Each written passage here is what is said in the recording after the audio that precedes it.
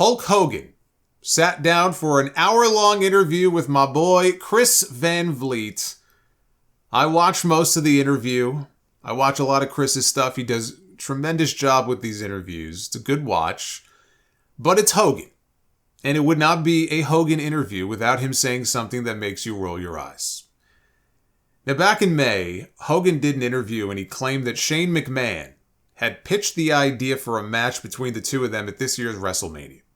Hogan has not wrestled a match in over a decade. He's had 10 back surgeries, but he never had a proper retirement match. And he's always talked about he wishes he could come back and have that one last match.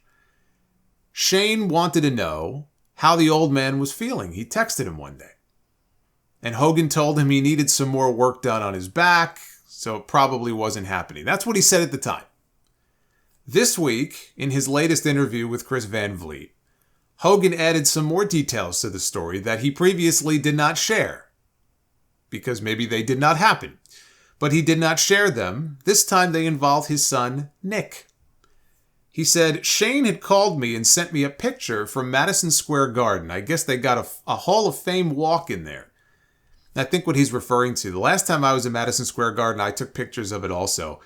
As you're walking, if they have this display, I don't know what level it is, but on the wall, they have this whole like WrestleMania 1 display.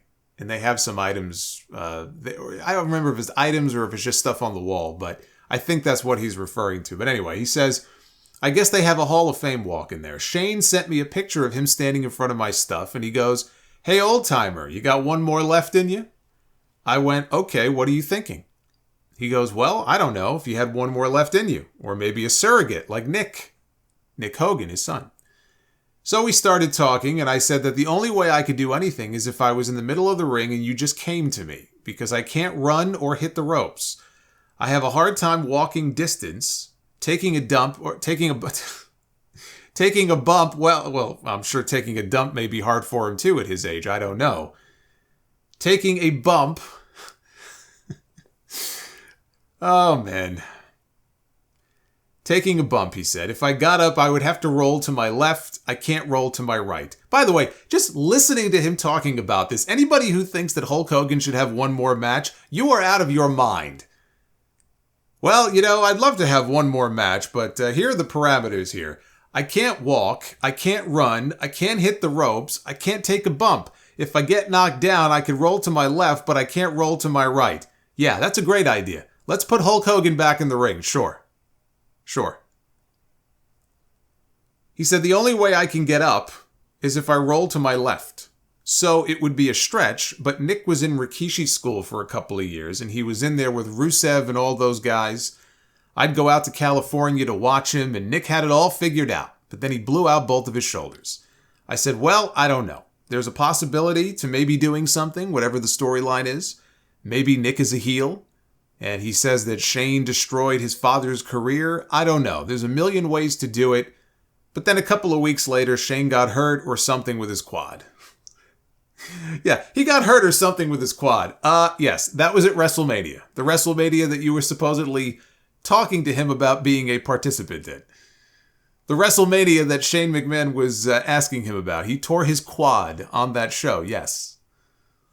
Sean Ross Sapp on Fightful Select had a report up claiming that a WWE higher-up said, in no way is that true. I cannot think of a time in the last 13 or 14 years that Nick Hogan's name was brought up at all, much less in a creative capacity. There has never been a serious conversation about him being involved in anything that I can think of. Even when Hulk would mention him being involved in things, there just wasn't an interest or a benefit to that. And the higher-up admitted that Shane does have some wacky ideas of his own at times, but this person doesn't believe that even Shane O'Mac would be interested in such a match. So I guess the only way to clear this up is to ask Shane. Somebody has to ask Shane if he ever pitched such an idea for Nick Hogan to be involved. But until such time that he clears things up for us, it shall be added to the growing pile of Hogan lies, which is so tall, it's amazing this thing doesn't tip over. This thing is getting so high. By the way, I'm watching Fastlane last night, and they show Shane's son Declan in the front row with all of his teammates from the Hoosiers. And it hits me in that moment that Shane McMahon's son is in college now. I am officially old.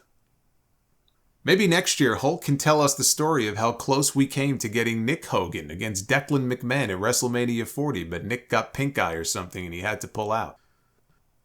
And finally, Tammy Sytch was back in the news again, as everybody listening to this in their car swerves to the side of the road in an abundance of caution. No, she is not back on the road again. She did not escape, like that guy in Pennsylvania who crab walked out of prison.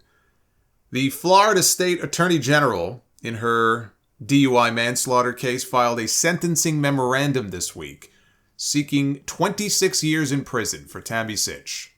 Back in August, Tammy entered a plea of no contest to charges of DUI causing death, 1 count of driving with a suspended license causing death, 4 misdemeanor counts of DUI with damage to a person, and 2 counts of DUI with damage to property.